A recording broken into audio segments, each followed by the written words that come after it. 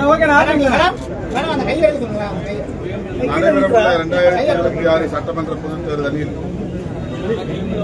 திராவிட முன்னேற்ற கழக தலைவர் மாண்புமிகு முதலமைச்சர் மு.க.ஸ்டாலின் அவர்களும் விடுதலை சிறுத்தைகள் கட்சித் தலைவர் திரு தொல் திருமாவளவன் அவர்களும் இன்று 24/3/2026 தொகுதி உடன்பாடுகள் குறித்து கலந்து பேசியதில் மதச்சார்பற்ற முற்போக்கு கூட்டணியில் இடம்பெற்றுள்ள விடுதலை சிறுத்தைகள் கட்சி தமிழ்நாட்டில் மொத்தம் 8 சட்டமன்ற தொகுதிகளில் போட்டியிடுவது எனவும் அவற்றில் 6 தனி தொகுதிகளிலும் 2 பொது தொகுதிகளிலும் போட்டியிடுவது எனவும் முடிவு செய்யப்பட்டது.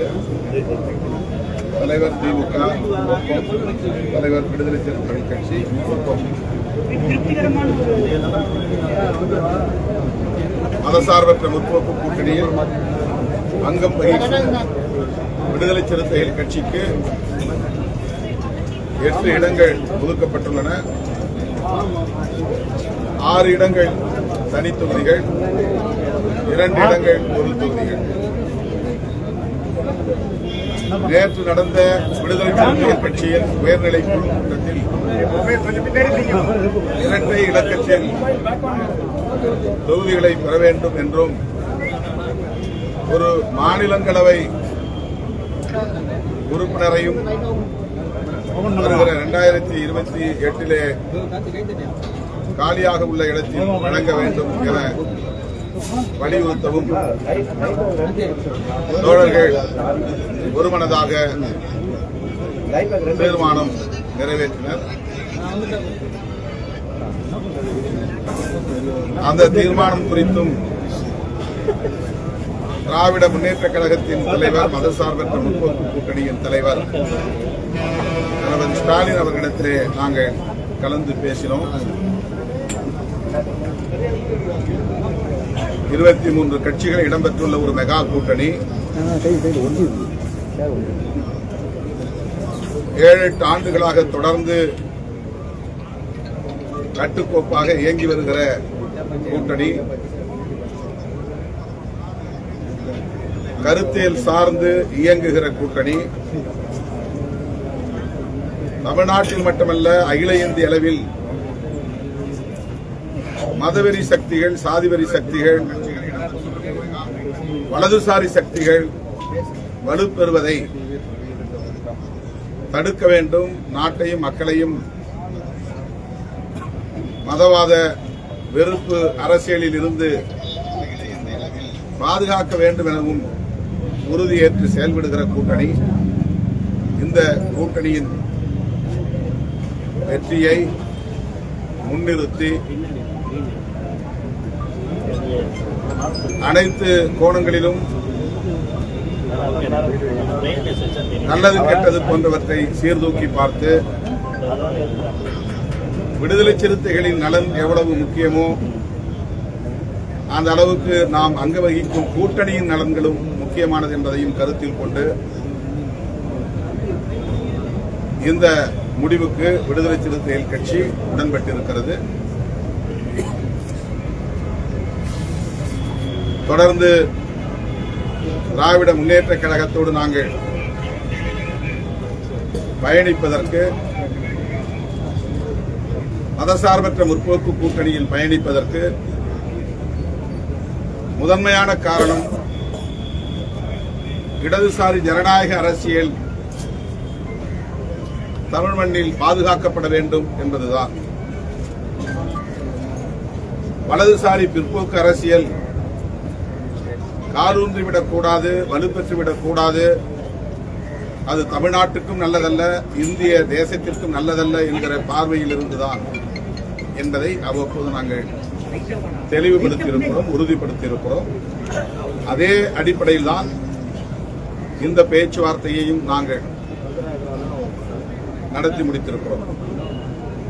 எனவே 8 தொகுதிகளில் இன்றைக்கு கையெழுத்திட்டிருக்கிறோம். 200க்கும் மேற்பட்ட இடங்களில் இந்த கூட்டணி வெற்றி பெற வேண்டும் என்கிற வேட்கையோடு தீவிர முனைப்போடு விடுதலை சிறுத்தைகள் தேர்தல் பணிகளை முன்னெடுப்போம். தமிழ்நாட்டு மக்களின் பேராதரவோடு இந்த கூட்டணி மாபெரும் வெற்றி பெறும். ஒருபுறம் வலதுசாரிகள், அதாவது சங் பரிவார்களின் தலைமையிலான வலதுசாரிகள், இன்னொரு புறம் புரட்சியாளர் அம்பேத்கர், தந்தை பெரியார், மாமேதை மார்க்ஸ் போன்ற மாமனிதர்களின் அரசியலை திரித்து பேசி திராவிட அரசியலுக்கு எதிராக களமாடுகிறோம் என்கிற பெயரில் சமூக நீதி அரசியலுக்கு வேட்டு வைக்கும், உலை வைக்கும் முயற்சியில் ஈடுபடுகிற திரிபுவாத சக்திகள். ஆகவே வலதுசாரி சக்திகளையும் திரிபுவாத சக்திகளையும் வீழ்த்த வேண்டிய பொறுப்பு விடுதலை சிறுத்தைகள் கட்சிக்கு யாரையும் விட கூடுதலாக இருக்கிறது என்று நாங்கள் உணர்கிறோம். தற்காலிகமாக இந்த தேர்தலில் எங்களுக்கு என்ன லாபம் என்று கணக்கு போட்டு அதன் மூலம் வலதுசாரிகள் வலுப்பெறுவதற்கு இடம் கொடுத்து விட்டால் பிறகு தமிழ்நாட்டு அரசியலில் சாதி வெறியர்களும் மதவெறியர்களும் தான் கொட்டமடிப்பார்கள். அவர்களின் கைகள் ஓங்கும். விளிம்புநிலை மக்களுக்காக போராடக்கூடிய இடதுசாரி சக்திகள் பின்னுக்கு தள்ளப்படும் நிலை உருவாகும். என்னுடைய பார்வையில் இன்றைக்கு விடுதலை சிறுத்தைகள் கட்சிக்கு தந்திருக்கிற 8 தொகுதிகளும் கம்யூனிஸ்ட் கட்சிகளுக்கு தந்திருக்கிற 10 தொகுதிகளும் சேர்த்து 18 தொகுதிகள் இடதுசாரி அரசியலை பாதுகாப்பதற்காக போராடக்கூடிய இயக்கங்களுக்கு திமுக வழங்கியிருக்கிறது என்றுதான் நான் புரிந்து கொள்கிறேன். விடுதலை சிறுத்தைகள், இடதுசாரிகள் மற்றும் முஸ்லீம் லீக், முஸ்லீம் அமைப்புகள் சிறுபான்மையினரின் ஜனநாயக உரிமைகளை பாதுகாக்கிற சக்திகள். ஆக இந்த கட்சிகளுக்கெல்லாம் ஒதுக்கப்பட்டிருக்கிற இந்த இடங்கள் மேலோட்டமாக பார்த்தால் எண்ணிக்கையிலே குறைவு என்று தோன்றும். ஆனால் எல்லா திசைகளிலும் நாம் கூட்டி கழித்து கணக்கு போட்டு பார்த்தால் வெற்றி ஒன்றே இலக்கு. வெற்றியை அடிப்படையாக கொண்டே இவற்றை நாங்கள் தீர்மானித்திருக்கிறோம். 1-2 தொகுதிகளுக்காக முரண்பட்டு கூட்டணிக்குள்ளே சலசலப்பை உருவாக்கி வெற்றிக்கான வாய்ப்புகளை நாம் சேதப்படுத்திவிடக் கூடாது என்கிற பொறுப்புணர்வோடுதான் இந்த நிலைப்பாட்டை நாங்கள் எடுத்திருக்கிறோம். இதில் எங்களுக்கு மனநிறைவு உள்ளது. புதுச்சேரியில் தனித்து போட்டி என்று நாங்கள் அறிவித்திருக்கிறோம். 3 தொகுதிகளில் நாங்கள் நாமினேஷன் செய்திருந்தோம். ஏன் 3 தொகுதிகளில் நாமினேஷன் செய்ய வேண்டிய நிலை ஏற்பட்டது என்றால், வேட்புமனு தாக்கல் செய்வதற்கு கடைசி நிமிடம் வரையில் கூட்டணி உறுதிப்படவில்லை. திமுக காங்கிரசுக்கு இடையே கிட்டத்தட்ட 7 நாட்கள் 8 நாட்கள் இடைவிடாமல் பேச்சுவார்த்தை நடந்து கொண்டே இருந்தது. அந்த பேச்சுவார்த்தையில் எண்ணிக்கையே முடிவாகவில்லை. இந்த நிலையில் வேட்புமனு தாக்கல் செய்வதற்கான கால அவகாசம் முடிந்துவிடும் என்பதனால் முன்னெச்சரிக்கையாக நாங்கள் 3 தொகுதிகளில் வேட்புமனு தாக்கல் செய்திருந்தோம். உசுடு தொகுதியிலும் நெட்டப்பாக்கம் தொகுதியிலும் தனி தொகுதிகள், இந்த 2லும் எமது கட்சியின் முன்னணி தோழர்கள் வேட்புமனு தாக்கல் செய்திருக்கிறார்கள். அதேபோல உழவர்கரை பொது தொகுதி கடந்த ஆண்டு எங்களுக்கு காங்கிரஸ் அந்த தொகுதியைத்தான் ஒதுக்கியது. தனி தொகுதியை நாங்கள் கேட்டோம். இல்லை உழவர்கரையை எடுத்துக் கொள்ளுங்கள் என்று போன முறை காங்கிரஸ் எங்களுக்கு அந்த தொகுதியை தந்தது.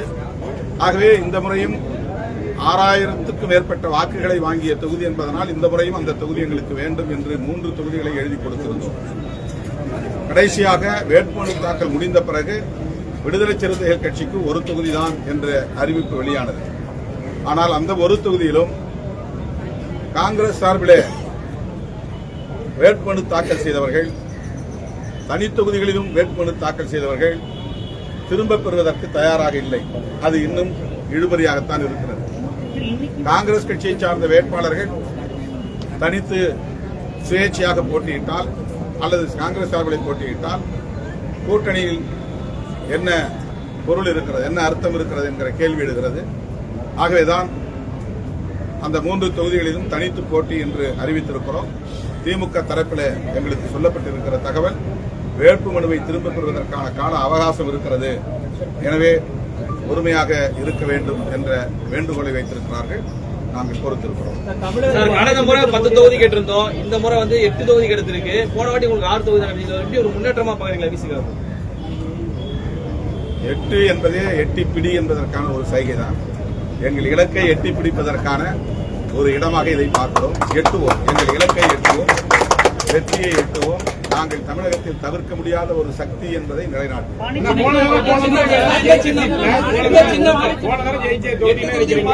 ஆமாம், அது ரெகனைஸ்டு பார்ட்டி தானே. அங்கீகரிக்கப்பட்ட மாநில கட்சிக்கு பானை சின்னம் ஒதுக்கப்பட்டிருக்கிறது. அந்த சின்னம் எங்களுக்கான சின்னம். ஆகவே அந்த சின்னத்தில் தான் நாங்கள் போட்டியிடுவோம். சின்னம் குறித்து எந்த கேள்வியும் இப்போது இல்லை. ராஜ்யசபாவை நாங்கள் வெளிப்படையாக பேசினோம். அது நியாயமானதுதான். உங்களுக்கு தருவதற்கான எல்லா தகுதியும் அல்லது எல்லா விதமான முகாந்திரமும் உள்ளது.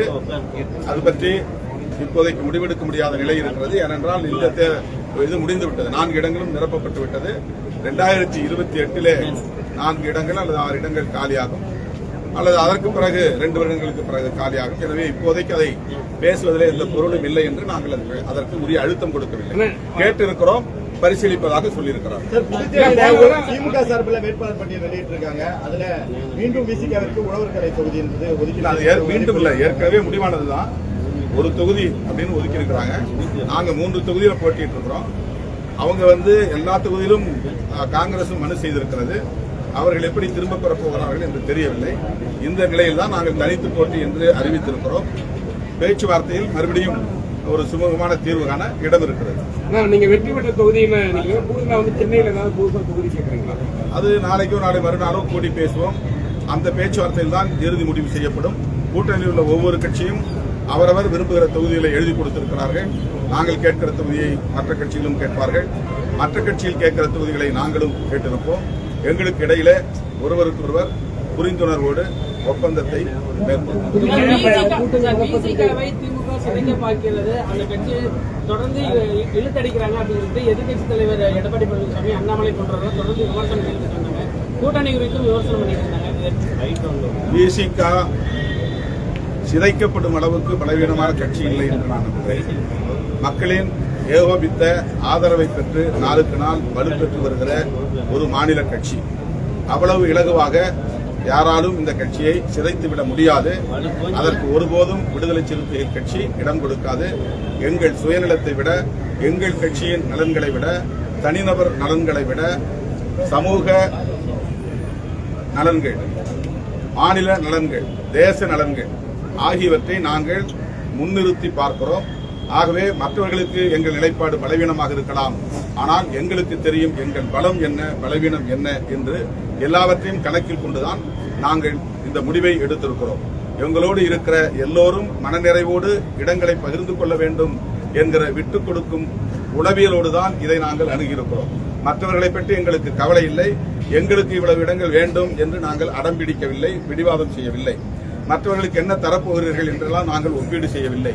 மற்றவர்களுக்கு எத்தனை தொகுதிகளை தந்திருக்கிறீர்கள் என்று நாங்கள் ஒப்பிட்டு எந்த விவாதத்தையும் நடத்தவில்லை. ஆகவே திமுக இருக்கிற இடத்தில் விடுதலை சிறுத்தைகள் கட்சி இருந்து எல்லாவற்றையும் நாங்கள் சீர்தூக்கி பார்க்கிறோம். திமுகவுக்கு அந்த பொறுப்பு இருக்கிறது, எங்களுக்கு அந்த பொறுப்பு இல்லை என்று நாங்கள் அதை தட்டி கழிக்க முடியாது. கூட்டணிக்கு திமுக தலைமை தாங்குகிறது என்றாலும் கூட அந்த இடத்திலிருந்து திமுக எப்படி எல்லாவற்றையும் அணுகுகிறதோ அதே போல விடுதலை சிறுத்தைகள் கட்சியும் அந்த இடத்தில் இருந்து எல்லாவற்றையும் நாங்கள் சீர்தூக்கி பார்க்கிறோம். அந்த அடிப்படையில் தான் எங்களோடு பயணிக்கக்கூடிய எல்லோருக்கும் மனநிறைவான இடங்களை தர வேண்டும் என்பதையும் கூட நாங்கள் சுட்டிக்காட்டியிருக்கிறோம். ஆகவே இந்த முடிவில் யாரும் எங்களை வீழ்த்துவதற்கோ பலவீனப்படுத்துவதற்கோ ஒருபோதும் இடமில்லை. அந்த அளவுக்கு இடம் கொடுக்கிற அளவுக்கு நாங்கள் பலவீனமாகவும் இல்லை. செய்தி குறிப்பில்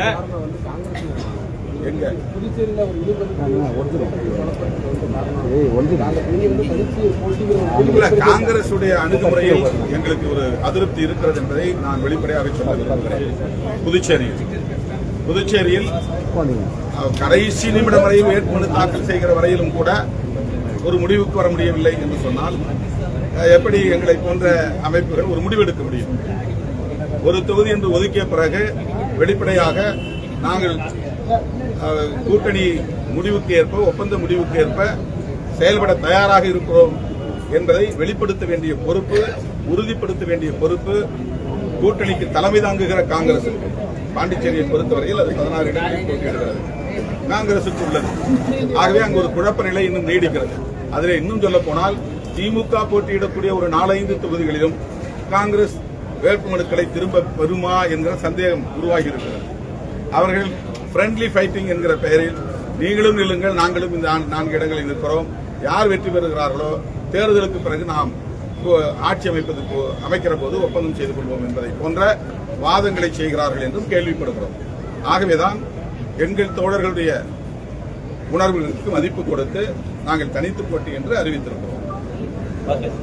காங்கிரஸ் வந்து ஆட்சியிலே இல்ல, பல மாநிலங்களுடைய ஆட்சியில் இருக்காங்க. ஆனா மறுபுறம் பாஜக மாநிலம் பல்வேறு நாடுகள் மாநிலங்கள் ஆட்சியில் இருக்காங்க. நாடு முழுவதும் 15 வருஷமா ஆட்சியில் இருக்காங்க.